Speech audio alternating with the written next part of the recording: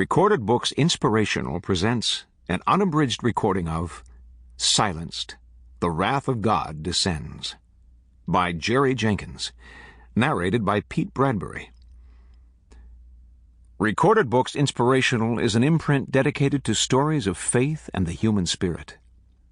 This book is copyrighted 2004 by Jerry B. Jenkins. This recording is copyrighted 2004 by Recorded Books. National Peace Organization operative Paul Stephola walks a dangerous tightrope as a double agent, a new believer assigned to enforce the ban on religion. 3 major cities have been attacked by terrorists and thousands have died, all in the name of God. Paul must somehow find a way to expose the source of the terrorism without endangering fellow believers. And now, Silenced.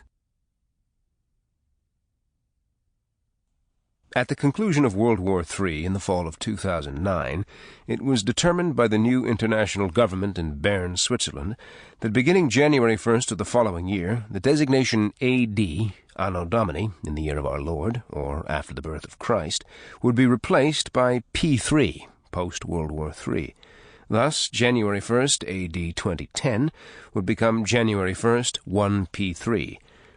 This story takes place 37 years later, in 38 P3.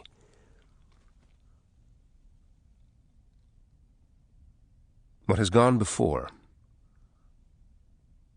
After the Third World War, a holy war that resulted in the destruction of entire nations, anti-religion, anti-war factions toppled nearly every head of state, and an international government rose from the ashes and mud.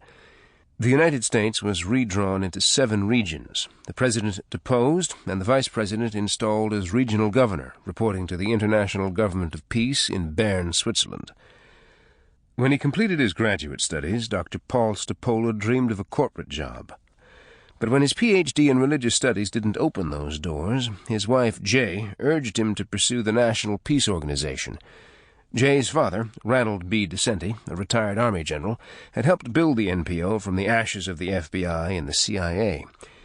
Like the CIA, the NPO is a foreign intelligence force, though a skeletal one, since in the post-war world the United Nations oversees global peacekeeping. And like the FBI, it handles interstate crimes, which these days were as likely to be international, such as fraud, racketeering, terrorism, and drug trafficking. Paul trained at Langley, Virginia, then spent his first few years in Chicago on the racketeering squad, where, surprisingly, his graduate work found purchase.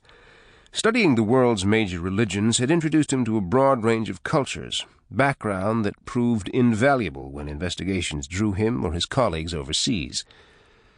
When the NPO initiates a new task force, the Zealot Underground, to expose and eliminate religious influence in the USSA, Chicago NPO Bureau Chief Bob Kuntz taps Paul to provide intelligence and analysis of the underground.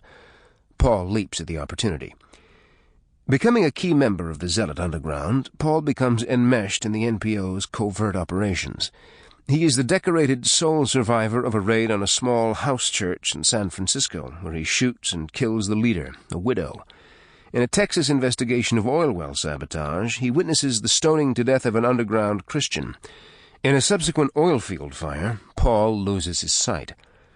While recovering and contemplating the possibility of never seeing again, Paul meets Stuart Straight Wraith, a volunteer at the hospital. Paul asks for the New Testament on disc so he can brush up on the beliefs of his targets in case he is ever able to work again. The combination of his exposure to the New Testament and to Straight, a secret believer, leads to Paul's dramatic conversion and the restoration of his sight. Paul cannot tell Jay, fearing she will tell her father and expose him to a death penalty. Straight introduces Paul to the leaders of the Christian underground, one of whom challenges Paul to become a double agent, staying in the NPO while secretly aiding the resistance. Paul is able to appear committed to the NPO by arresting phony people of faith. Then the NPO calls his father-in-law out of retirement to head special projects, and he presses Paul into service for a major thrust against the Christian underground in Los Angeles. In Los Angeles, where Paul and Ranald are staying in the opulent estate of a movie mogul, Tiny Allende, Paul must appear loyal to the NPO while secretly warning underground Christian groups about the operation, led Sample complete. Ready to continue?